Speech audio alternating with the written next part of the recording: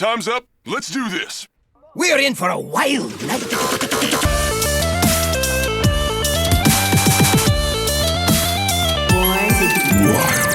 Welcome everybody to a special bonus episode of Born to be Wild, a Wild exclusive Hearthstone podcast where we have fun hanging out with friends, talking about the Wild format of Hearthstone and spotlighting members of the Wild community. I'm your host, as always, Nate Wolf. It is great to be back on a beautiful day, joining you from Orange County, California, tonight, joined by two of my favorite people. Hydralisk, welcome back. How are you today?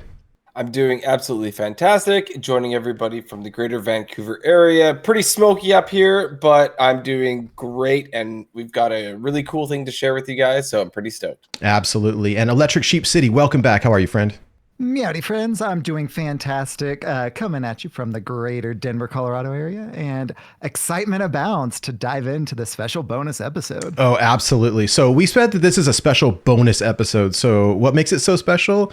We recently had the pleasure to sit down with Matt London and Celestalon from the Hearthstone Dev Team to talk about Caverns of Time, the first ever Wild exclusive Hearthstone expansion. Really, really excited. And so without further ado, let us just jump right into the interview. Welcome, everyone. We are so excited to be joined today by Matt London and Celestalon from the Hearthstone Dev Team to talk about something really exciting. The first ever Wild exclusive Hearthstone expansion, Caverns of Time. Thank you guys so much for joining us this afternoon. And just to kick things off, can you tell us what exactly is Caverns of Time? Well, first of all, it is really great to be here. Thank you for having us on the show. I think I speak for both of us when I say we've been fans for a long time. Nate, as a fellow lore nerd, I just appreciate it. So thanks for having us. That means so much, man. And I know it's a long time coming, so we're so excited. Absolutely. Yeah, it's great. It's great to be here, and it's great to be able to share this moment. It is a really big moment for Wild. So first of all, what is Caverns of Time?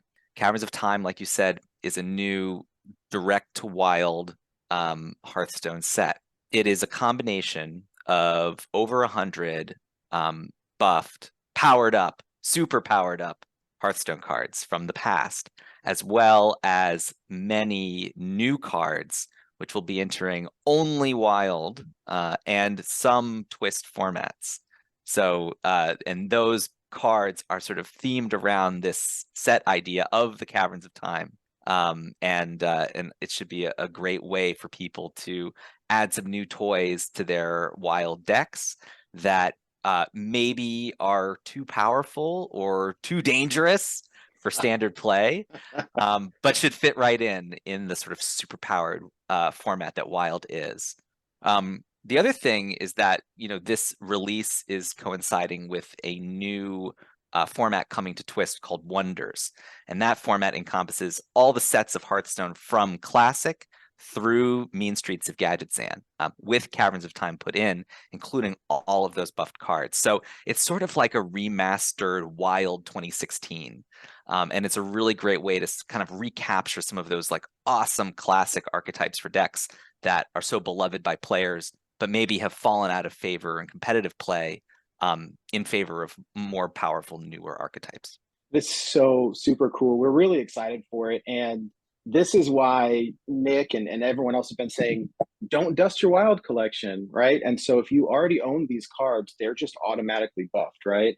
That's right. So and then you'll be able to get these from the Caverns of Time packs or from the packs from their original sets, from original Hearthstone up through Mean Streets. Correct. One of the things that we're planning to do is try to ensure that the same version of card exists in every format. And so, yes, if you already have these cards in your collection, they will just be buffed in your collection. If you then open Caverns of Time packs, duplicate protection has you covered, and you'll be downloading the newly released cards from Caverns of Time. If you go back and open a Whispers of the Old Gods pack, you're going to get your super powered cards from Whispers of the Old Gods in that pack. So really, really great way to say thank you to our longtime players who've been supporting the game for so long and remember these awesome sets from the past. Yeah, I think the duplicate protection is really important there because, like Matt said, it means that if you like if you have a bunch of cards from these older sets and you're looking to try out Caverns of Time, you're gonna get just the new cards right away. But it also means we could do that and still do this reprint system here for Caverns of Time, so that we could, if you want to get into Wild or you want to get into Twist, there's a whole lot of different expansions that's gone on there, and like if you want some cards, you're kind of picking from a whole bunch of different expansions. You're still going to be to some extent, but this concentrates a whole lot of the really powerful cards that are gonna see play into one set. So you'll have a pretty high concentration of like, this is just the best of pack, basically, in addition to having the new cards in it too. That's right. We thought carefully Oh my goodness. about some of the cards within a class that would work together to form an exciting strategy for this new format. And so if you combine those, not to mention that there's a good number of cards in the core set that are available to all players, which are also going to be legal in this Wonders format. So through that combination, we're really hoping that this provides an opportunity for people to jump right in to fun, novel play that has this kind of like great throwback feel to it. That's so cool. Well, if you don't mind, we have a few questions to ask, and we got a little sneak preview of some of these cards, and looking at these new cards, I think is really what was so exciting. And so let me just kick it off. We were super excited to see brand new cards for both Cthulhu, the eye stock of Cthulhu, and Jade, the rogue card, Jade Telegraph, for these archetypes that we haven't seen for the past 7 years, right? Since their original releases in Whispers of the Old Gods and Mean Streets of Gadgetzan. So what made you want to revisit these archetypes after they've been dormant for the past 7 years? Well, I think part of it is that we love these deck archetypes, and we know that players love them too. And they were some of the things, at least for me personally, were some of the decks that I was playing when I'd been playing Hearthstone since the beginning, but I think that this was the era when I really fell in love with the game, and that the promise of some of these strategies like Cthulhu, like Jade, really captured your imagination. Like there's a dream in these mechanics, and also that they could be played across a bunch of different classes. That was the other thing. It was sort of like there was a variety within this one archetype or these two archetypes. So that was part of it, was wanting to kind of recapture the feel of this era and thinking that these kind of needed some new toys to play with to kind of go toe to toe with some of the more powerful strategies that are out there. So we're really hoping that those do see play. And one of the things that's been really fun about the Jade Telegram card specifically was that Rogue was missing its third Jade card when it first released, right? Each class got 3, Rogue only got 2. We've we closed noticed the that. loop on that. But be careful what you wish for, because it is a brutal card. It is really powerful. So it's one I'm sure people are going to have fun playing with. Yeah, well, we noticed it fits both the Jade Rogue archetype, but also Burgle Rogue as well. So if you want to kind of do both, why not both? Exactly. It's super cool. And I remember years ago someone asking Ben Brode, right, like, hey, are there going to be new Cthulhu cards in the future? Oh, well, we're not planning for it outside of this set. So I'm over the moon to play a brand new Cthulhu card after so much time. So okay, don't tell Ben. Super fun. Shh, nope. Well, I won't. My lips are shut. Well, they gave us all Cthulhu for free then, so that was for me the same time where I started taking the game more seriously as well, and I appreciated that so much because I could try Cthulhu in all my decks, and it's been years, or all my classes. It's been years since I've been able to do that, so I'm really excited to be able to hop in and explore some more. As Wild players, we love playing Reno Jackson and Highlander style decks. We noticed that there's a brand new Highlander card coming out in this new set, Morazan, Thief of Time, for Priest. How did you settle on this? Were there other prospective classes or cards for Highlander support? Yeah, absolutely. So I think the legendaries in Caverns of Time went through a lot of iteration, a lot of experimentation and discovery. Morazan was a card that we knew we wanted to do from the beginning that tied into the lore of Caverns of Time and that conflict between Nozdormu and Morazan. So he was a character that we definitely had our eye on. And we were looking at the sort of singleton deck strategies from this era, recognized that they were beloved by a lot of people. I mean, like Kazakus Priest was my jam back in this era, right? So something that was really exciting to me. So wanting to give support to those archetypes was really important. And what we ultimately discovered is like a lot of them have these like sort of game-ending effects, right? They're just like really transformative. But the problem is that a lot of the decks from this era, you look at like Totem Shaman or Pirates and different things, there's a lot of really aggressive strategies that were prominent in this time. And so we thought that maybe the best way to create a card to support that singleton archetype would be to provide something that could provide defense against aggressive strategies so that you can get to the late game and play those other singleton haymaker cards, right? So that was sort of the design strategy behind the Murazan mechanic. There were other cards that we wanted to more overtly broadcast that sort of singleton strategy. Originally in their designs, both the Chromie Legendary in Mage, as well as the Rooney Legendary in Paladin, were singleton cards. But ultimately realized that while these effects were incredibly powerful, and had a lot of flexibility with them, we realized that they didn't need the drawback to be really good in their classes. So we removed the rider. But those cards are still really good in singleton decks if you want to play a Reno deck. That's awesome. For sure. So we weren't going to touch too much on decisions about balance, philosophy, and all that. But as I want to ask this question as somebody who really appreciates aggro, and I know a lot of you guys appreciate that stuff. We did get some aggro support here, for sure. Small Time Buck is back. Thank you so much for that.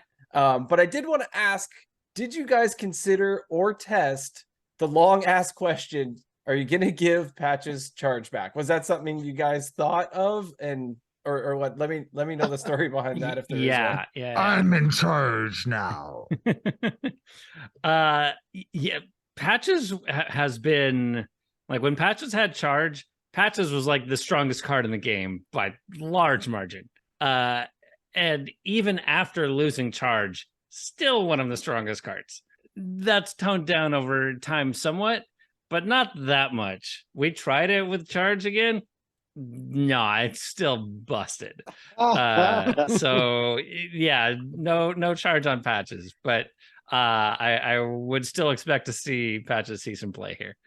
Oh, we had to ask, right? Because if we didn't ask, we'd get. I would love asking why we Patches didn't to charge again, but yeah. That's okay. Well, we're glad you considered it and tried it. And I must say, yar. It still works. I will say that there's overt pirate support in the set. One card not to sleep on is Ship's Chirurgeon, which wins the prize for hardest to pronounce name of a card in the set. But this is it's a small priest minion that says after you summon a minion, give it 1 health, and it happens to be both a dragon and a pirate. So you can very early in the game bring not a 1/1 Patches into play, but a 1/2 Patches into play. Hey, all right, Patches got buffed after all. I'll take it. Oh my goodness. Okay. All right. Well, let me ask. We are getting a brand new hero card with this set for the Shaman class, Alakir, the Winds of Time. Can we talk a little bit about how you guys selected this character, how the hero card was designed, and just like, I don't know, like swatting insects. Like swatting insects! Well, so we knew we wanted to do a hero card, right? Hero cards were not really around during this time. Technically they were, but in strange they're forms, few and far between, right? And so we wanted to do one. We wanted to do one of these sort of like iconic Warcraft characters. We wanted to be somebody that also resonated with players, of Hearthstone. And actually, on the very first day of design, we put together a sort of new version of Majordomo Executus for Shaman, which would have been a similar effect to that current card now, maybe tuned a little bit more realistically, where it death rattles into turning you into Ragnaros, but maybe not, sort of leading into a lot of OTKs. However, it ended up being super powerful anyway, particularly with things like Barnes and Madame Goya and some other cards that like enabled those kinds of death rattle strategies. So we said, well, what else can we, what other great characters can we do? And I'd always thought of Alakir as being a character that, like, that card ended up in a lot of players' decks, even if it wasn't the best option for their deck, just because it's an awesome character with such a spicy, like, keyword soup effect. So it was like a card that obviously players loved, but had never been sort of like tier 1. And so sort of within this greater effort of wanting to give Shaman more things to do than just beating people down with Trogs, we thought, could we give them like more of a control finisher? And so that was kind of like the inspiration behind creating this kind of hero card for Shaman. In terms of the card itself, it went through a ton of iterations. That's always true for hero cards. But we wanted to do something that was evocative of the original minion. And then we also had this sort of like aha moment late in design where Starlight Groove, the legendary spell for Paladin from Festival of Legends, had been designed and the tech had been implemented for it to put Divine Shield on a hero. And it was like, oh, of course, this is what this card needs to really make you feel like you're Alakir. So just to briefly recap super quick, so the Alakir hero power gives you Divine Shield and Wind Fury, is that correct? Yes, what could possibly go wrong? I can't think of a thing. I love it. And the Divine Shield can stick around. The Wind Fury is temporary for the turn, but the Divine Shield, like, if you don't use it, it can stick around for defensive purposes too. Right. Oh, okay. It's not just for that turn. Gotcha. That's rad. Okay. I love hero cards. They're kind of few and far between. And so when one comes out, it's super exciting. It's amazing. Yes, there's a lot of insect swatting in his voiceover lines also. It's all very so bombastic. It's my favorite. Oh gosh, it's so funny. Excitement abounds for the new signature versions of iconic cards. How did you decide which cards to highlight with that signature treatment? For example, why did Cenarius make the cut, but other iconic cards like Goblin Blast Mage not? Yeah, that's one of the things I'm most excited about, is being able to like go back and make a bunch of signatures for cards from the past. And so that's what we got to do here. And so we looked at cards that were like iconic, just like beloved, would see play, and heavy skew towards legendaries. So I think in like comparing Cenarius to Goblin Blast Mage, yeah, Mech Mage is sweet, but Goblin Blast Mage isn't a legendary, and we mostly want to make the signatures for legendaries. There are a couple non-legendaries that are like event rewards or whatever, but the vast majority of signatures are legendaries to really, focus that on the coolest cards. So yeah, there's some really cool art on these, and it's not limited to just cards that are in the actual Caverns of Time set itself. Like for the purposes of like twist formats, for example, like there is a set of cards that is the Caverns of Time set, and signatures go beyond that too. There are some signatures for cards that are in Caverns of Time, like Cthulhu, but there's also a whole bunch of signatures from all over the place. Reno, Lothab, Finley, like there's some really cool cards that I'm just glad to get signatures out there for. Patches. So we got some sorry. So yeah, patches one, too. right? We there are some really iconic ones, right? So we got the entire League of Explorers, I think now will be signatures, as well as all of the Old Gods. The Old God signature art is beautiful. When Matt told me the like style they were going for the Old God signatures, and saw like the drafts of that, I was like, oh, these are nice. I can't wait to Chef's see them. Kiss. I cannot wait to see them. Yeah. How do we how would someone get those signature cards? Are they just from Caverns of Time packs, or will also be in the packs from the sets that they were released in? They're all in Caverns of Time packs. If they were in previous packs, then they'll also be in those previous packs. There are a few oddballs that weren't actually, like Cthulhu wasn't actually in Old God packs because Cthulhu got given away for free. Right. There's also no signature Cthulhu in the old packs, but all of them are in Caverns of Time packs. Awesome. Okay.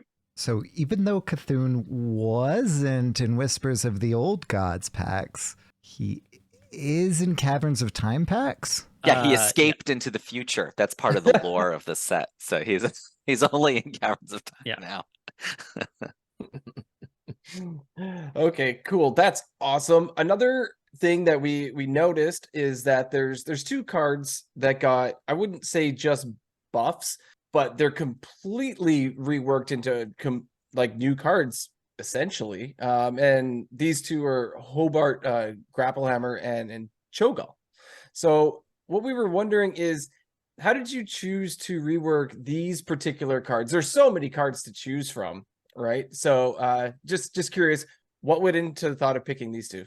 Well, I wanted to see Ridiculous Hat's reaction when we buffed Hobart Grapplehammer, and he didn't disappoint. He said, "Justice for Hobart." So, that was the first reward. No, I mean, there honestly, when you look at the history of Hearthstone cards, there are so many iconic characters from Warcraft that has been such an inspiration for the game that had to fill a certain role at that moment in time, and so maybe didn't make the splash in competitive play that you would have expected. There's a ton of cards that we could have gone to for this. Like Anomalous or Ronin comes to mind. Gazlo is one that I've always kind of had an eye on. So it was partly just like we had a ton of choices that we could use that all would have, I think, felt really good to change in this way. Effects that wouldn't really be missed if they were reinvented.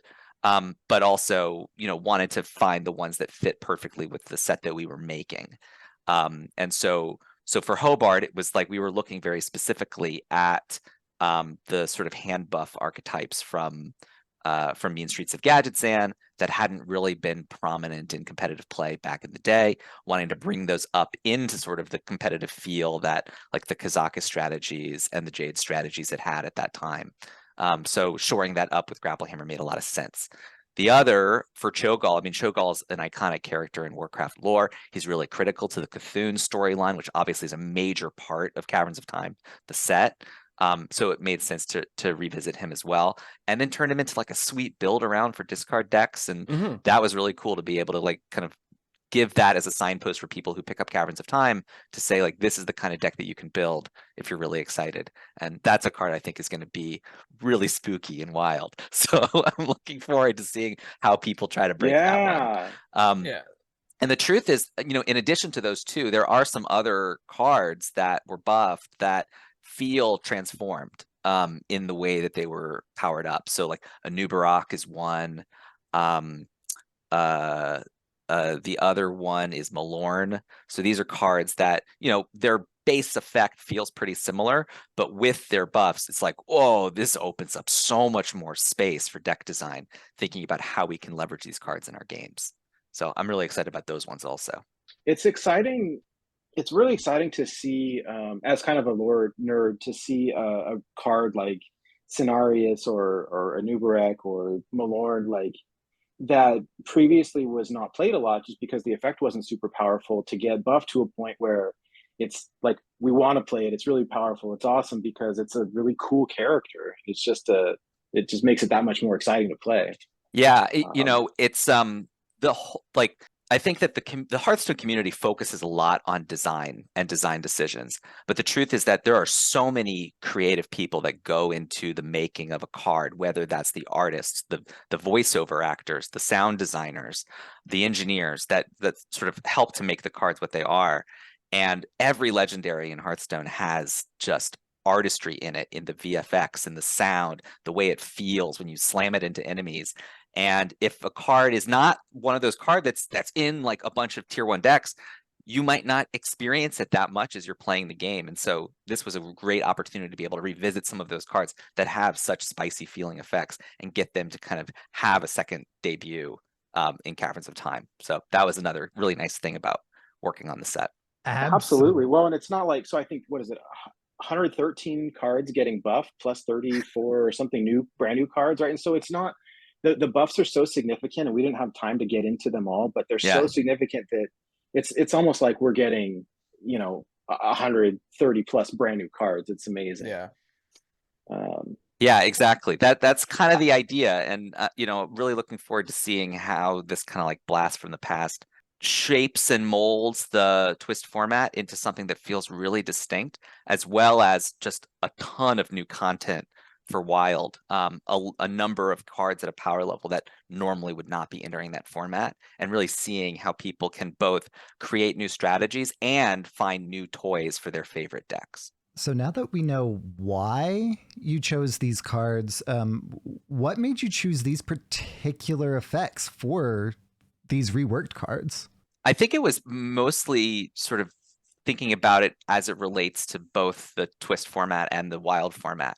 Looking at what are the things that, looking at it on a card by card basis, like what are the things that we could do to make this fit into something that's already in the mode. And it was really interesting. Like initially we kind of thought like, oh, this won't be as hard as making a standard expansion because it's a lot of reprinted cards. We're just powering them up a little bit. But suddenly it was like, no, we have to think about deck archetypes from like 9 different standard formats, right? It's like, and so figuring out how to balance all of those and try all the possible strategies and thinking about how like one change would create a chain reaction to do something, to mess up something else or improve something else, was really complicated, but a ton of fun to get to do. And it was something that was like, it was sort of a eureka moment as we were first testing this out.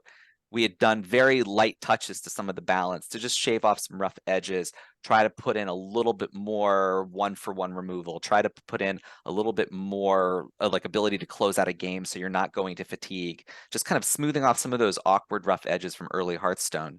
And it ended up not just having like a really good gameplay feel, but it felt like you were back in those days playing classic Hearthstone where like every card matters and you're thinking about you're maximizing the value of your mana and thinking like, oh, I have to hold on to this Shadow Word spell because I know that my opponent has this legendary coming down, and if I don't have an answer, I'm going to lose. And it's like thinking on that level about the game.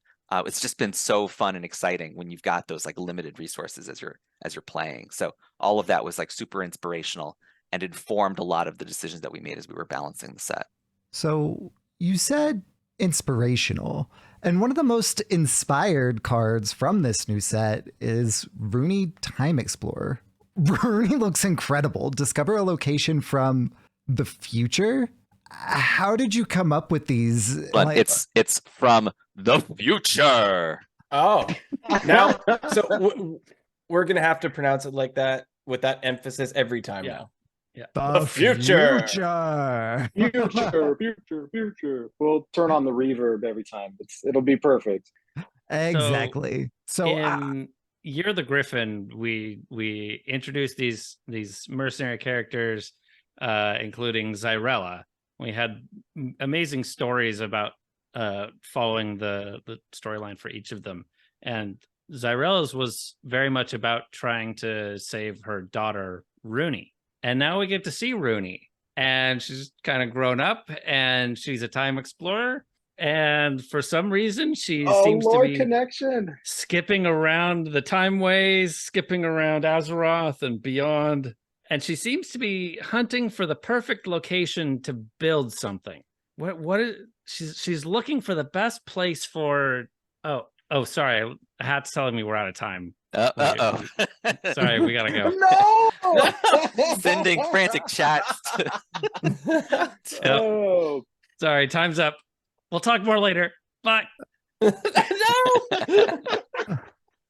how long can this go on? Yep. Speaking Thanks of that, for having us on those. Unnerfed, unnerfed cards leading to Grim Patron combos now legal in this new format. So think about that. What that means for the future. Oh, that's exciting. Yeah, we are really looking forward to all these new cards and stuff. Thank you guys so much for taking the time out. I know we went over a little bit, and I just want to say thank you. We're really excited for all the new cards, and we had a bazillion questions to try to cut them down to fit our time exploring exploits. And it's just awesome. So thank you again. Thanks for taking the time to hang out with us today. Yes, thank y'all so much for all the time that you spent here with us. We really, really do appreciate it. And I'm sorry, Hat, for going a little over. If there's anything else that you might want to say to us and our listeners, what else might you like to add in the no time you have allotted? Well, I would like to say thank you, everyone, for supporting Hearthstone, for trying Twist, trying Wild. Please give this new format a shot. Check out Caverns of Time. You know, we're going to have battle-ready decks so that if you don't have this big collection of old cards, you can still jump right into the mode and try it out. The decks are especially spicy. They're very tuned, and they're going to be really exciting. So be sure to check those out.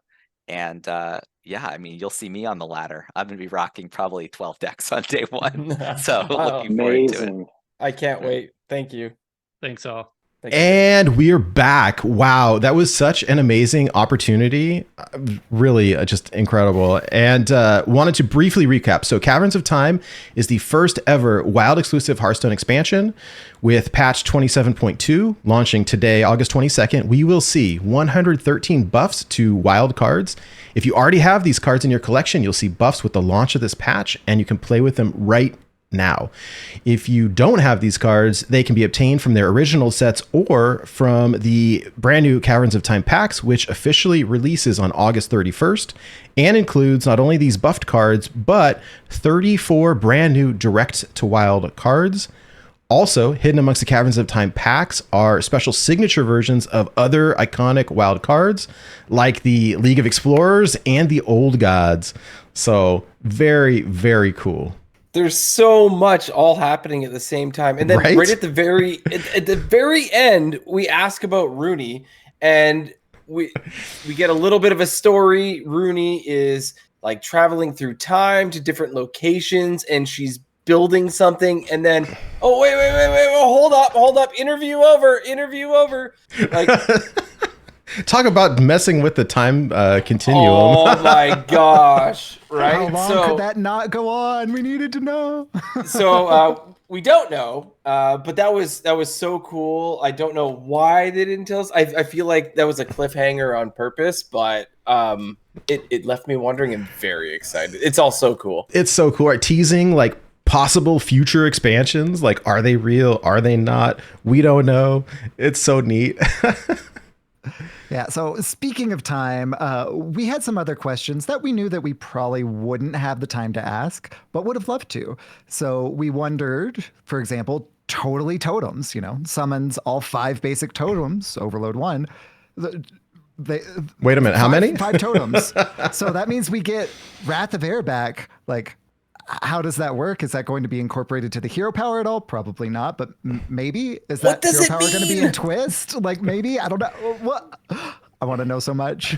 Right? I did a double take when I read 5. I was like, because I remember mourning when they switched it out for the other totem, and it's just what a throwback. Absolutely. Another question that we had was, are there other keywords that were set specific that could be brought back in the future as well, like dormant or echo? Obviously, this was heavily inspired by the original classic Wild. Yeah. So through Mean Streets of Gadgetzan. So that's what they're highlighting here. But if this does well, what others might they focus on? Obviously, we cut that one for time because that's not focused on what we're doing this one. But I want to know what else they might have in the hopper. Right. And finally, and this one applies to us as well. What decks are they, and here we, most excited for players to experience on release day? So there's so many things happening all at once, but if you guys know my brain and I scan for pirates and I see that small time Buccaneer, my boy, actually in the very beginning, I was like, this thing is broken. And then I started playing and it was no longer broken. It was now fair. And I love the little guy, right? And my boy is back, so I feel like Small Time Buck is gonna slot himself back into some of my pirate decks, and I'm pretty stoked about that. Nate, what are you looking at? Yeah, I mean, there's so much here, and I haven't had time to like fully like dive into everything yet. But what I'm so excited to play is the Cthulhu cards. Like, just Cthulhu. Like when Whispers of the Old Gods came out, it was such an iconic set at the time, and I remember exactly like where I was living at the time and what I was doing, and just how much fun I had with it. And so the idea of being able to pick up Cthulhu and play brand new archetypes of Cthulhu that are buffed after so many years is just incredible. And I'm really looking forward to it. And like, I'll make it work. I'll find a way to make it work. I'm so excited. What about you, Sheep? I can't find a way to make Jade Druid work as well. Like my best friend hit legend before I did with Jade Druid. And, you know, since then, Jade Idol Druid, not nearly the same thing. So I'm excited to see if I can hit legend with an actual like Jade's Druid, not just that one idol. Gotta get that behemoth going. Oh yeah, the behemoth, the spirit, like woohoo! Oh, can't wait. With that Diamond Aya. Oh my gosh. What? You die now. Golems are gonna be my best friend. Yeah, super, super cool. Wow. Wait, does that mean that there's gonna be like diamond golems?